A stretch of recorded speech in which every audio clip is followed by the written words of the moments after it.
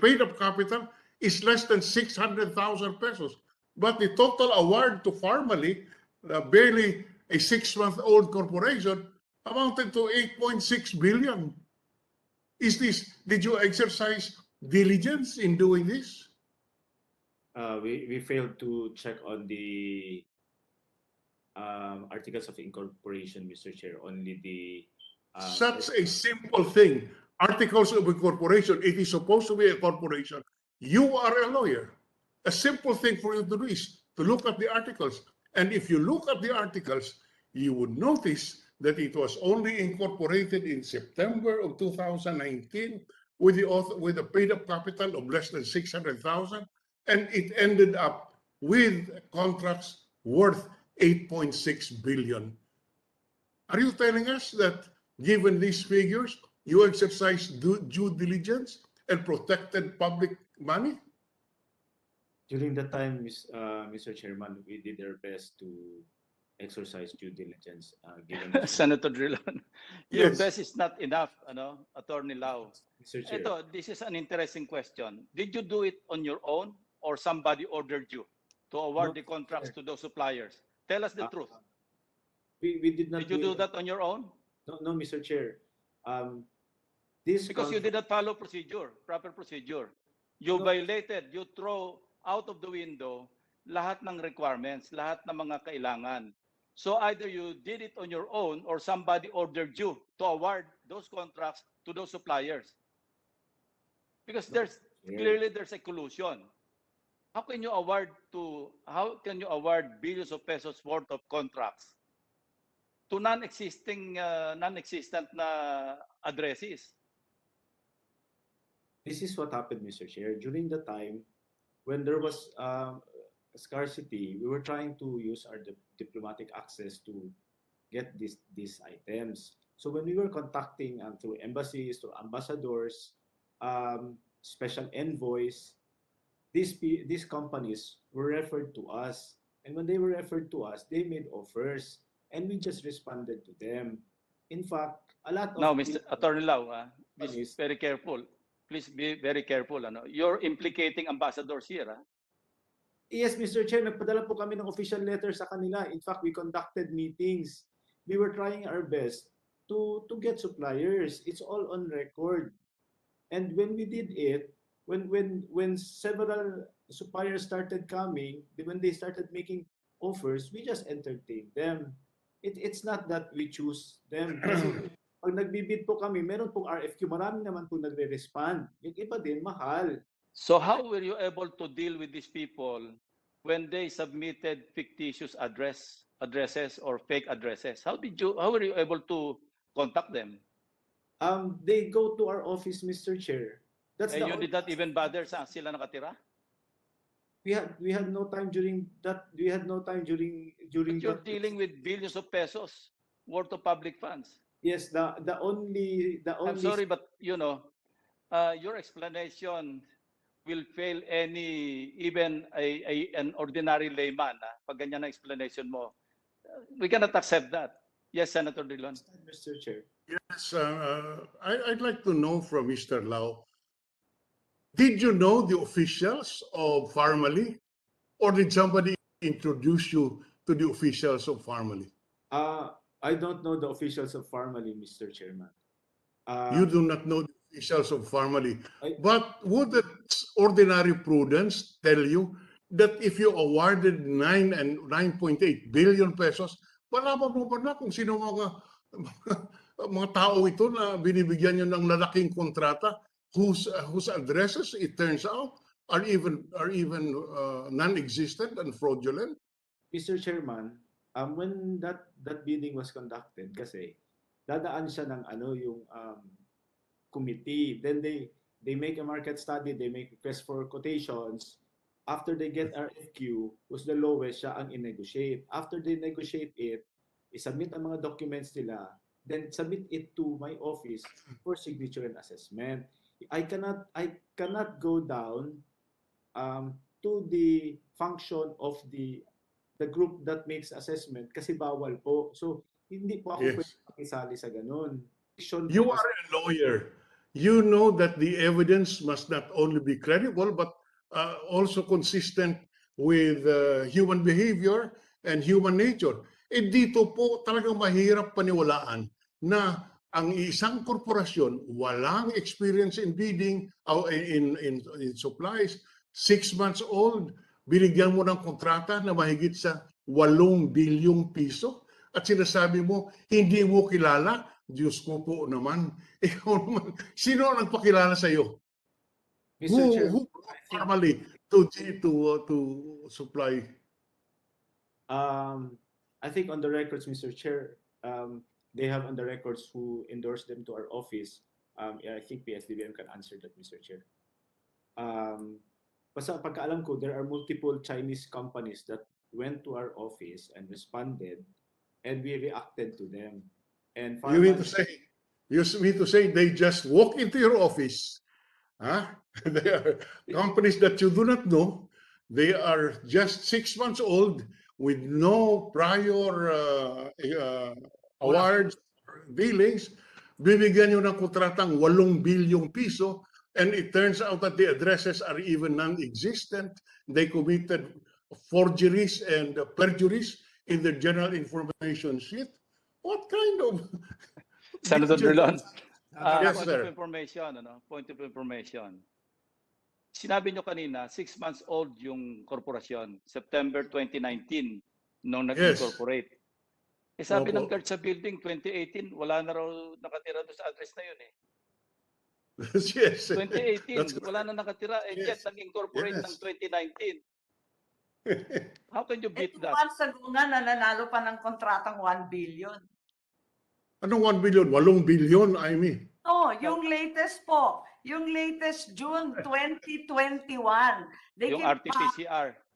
They keep alluding to the 2020 shortage of all these PPEs, but they're still winning with or without incorporators, with real or fake addresses. I'd like to ask sana, nasa GIS that the beneficial owner of both Pharmaly as well as Bowman, parehong walang FDA, parehong walang license to operate, parehong walang SLCC, belong to a certain Lincoln Ong. Kilala daw po ninyo ito at matalik na kaibigan, Yusek. No, Mr. Chair.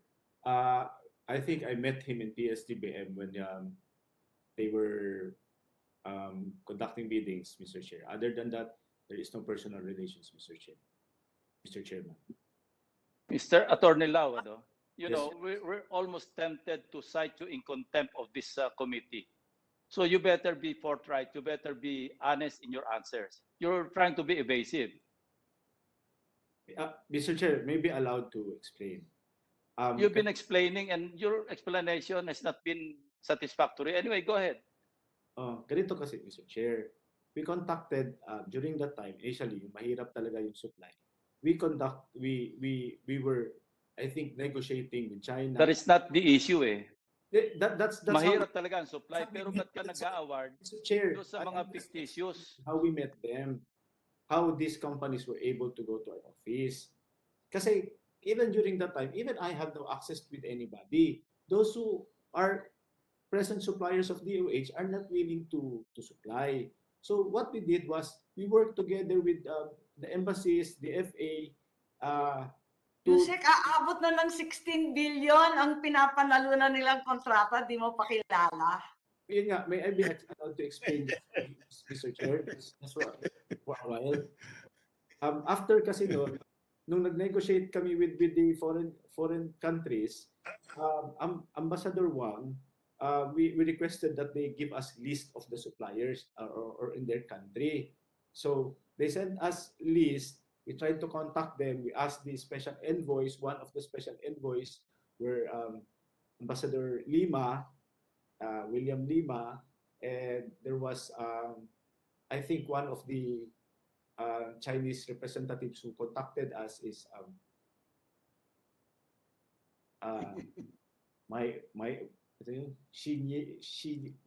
Xingyang, and they were the ones who contacted us and referred these companies. You were part of that process of decision making and that you agreed to the transfer of the amounts totaling 42 billion to the DBMPS. That is right. Mr. Chair, I think initially I'm not part of the IATF NTF. PSTBM will only cannot make a decision whether we will accept or not the transfer of funds. It should have a legal basis, and I think that decision making is through DBM and GPPP, the government procurement. You mean to say, Mr. Lau, you cannot refuse when an amount is turned over to you? When it is you can considered common refuse? supplies, we can refuse. If it's considered non-common supplies, In other words, you have discretion to accept or to reject depending on whether it is legal or not. You cannot do something that is illegal, hindi ba? Mr. Chair, if it is And if it is illegal, just let me complete my. And if it is illegal, isn't it your duty to refuse? yes, Mr. You are a Chair. lawyer. Yes, Mr. Chair. Okay. Of course, of course, your explanation is it was legal, therefore you accepted it. Hindi Yes, ba? Mr. Chair. Okay, yes. But the point is, if there is something illegal, you have the duty to refuse. If assuming it is illegal, hindi po ba? Yes, Mr. Chair. Because you are not in office to do illegal acts. Hindi ba? That's why we take an oath of office. Hindi ba? To uphold and defend the Constitution and to respect and obey and comply with the rules and the regulations and the laws, hindi ba? Yes, Mr. Chair. And therefore, if to your mind it was illegal, of course you're saying it is not. But if it was an illegal act, you have the power, you have the authority, and you have the duty, hindi ba, to reject and to Yes, refuse. Mr. Chair. Okay, but I go back because sabi kanina ni Secretary Duque, kasama din kayo sa pag-decide, kasama din kayo sa nag-okay na tanggapin. And that's why I just wanted that established. Tinanggap ninyo. Sa paniniwala na legal, sabihin na natin yon. Kahit na sabihin na natin ngayon, may nagsasabi at may datos na nagpapakita na mukhang questionable, at that point, di ba, you had the option to reject or to accept it based on whether it is legal or not. Hindi ba? Yes, Mr. Chair. Okay. Yeah, I believe that's Michael Young. That's That's Michael Michael Young. Young in the purple shirt or lavender shirt, correct? Di ba? If he is the same Michael Young referred to earlier by Director General Kimbo, Mr. Chairman, but I'm sure the one that you were pointing at earlier, Michael Young din yan. Yun nga, Michael Young. So they went to the palace according to this news report from RTVM, the government channel, in Davao City. And Mr. Bongo, Senator Bongo, our very own, was there. You can see that. And, it's been said that Christopher Lloyd Lau worked with Malacanang, worked with Senator Bongo, and you've been denying that. Is that correct? I work under the Office of the President, under Office of the Special Assistant to the President, under the umbrella of Office of the So you don't know Senator Bongo, and I'm not trying to implicate him here. All I'm just saying is, let's be frank and candid here, because what I see here is a meeting which is fair. It's open. It's being televised to the whole country. And now let's connect it now to the bidding. All right? Formerly, President Wang is here. Do you know Mr. Wang? You said he just came into your door, right? In your office. I do not know him personally, Mr. Chair. Oh, come on. You just said a while ago that you went into, he went to see you. No, Mr. Chair. The one who went to our office, I think, is Mr. Lincoln Ong. I don't know Mr. Wang. You're under oath, huh? When did Yes, you Mr. first meet Mr. Wang, if you did meet Mr. Wang? Now you're denying it. What I need Ming Yang, I think, Mr. Chair. Ming Yang. Mr. Wang. Wang, no, I Is it don't the know formally? Mr. Chair. I don't know Mr. Wang, Mr. Chair. You don't know him, but yet you gave him the award. And of course, you don't know him, and you conveniently did not check his bona fides in his GIS, in his corporation. You don't even know if they've done this business before. Mr. Chairman, the only thing that was required during that time when we were bidding is the SEC registration. Yusek Lau did not directly report to me, nor did he ever serve as my aide o tauhan ko talaga. kilala ko po siya. Taga Davao rin po siya. Pero hindi ko po siya tauhan o aid. Eh kung may kasalanan siya, panagutin natin. Kung kailangan ikulong natin. Kailangan i-contempt natin. To Secretary Duque, tagal ka nang kilala ni Pangulo. Alam naman natin, alam ni Pangulo, isa kang tapat sa iyong tungkulin. Kaya nga po, ikaw ang kanyang pinili nung pagkatapos na isang secretary. Alam natin, nakapagserbisyo ka na rin dati sa ibang administrasyon bilang health secretary at tatay mo rin po naging health secretary. At imbis na mag-retire ka na lang sana, wala masyadong pressure na, inanyayahan ka magsilbi sa bayan muli ni Pangulong Duterte. Nagpapasalamat kami dyan sa iyong dakilang sakripisyo. Make no mistake, sabi nga ni Pangulong Duterte. May tiwala siya sa iyo until the end. Pero mahirap na. You have done so much already for Filipinos. We don't want that because of issues about you. Your output will be compromised, especially now that we both know lives are at stake. My word of advice is make the supreme sacrifice when the right time comes.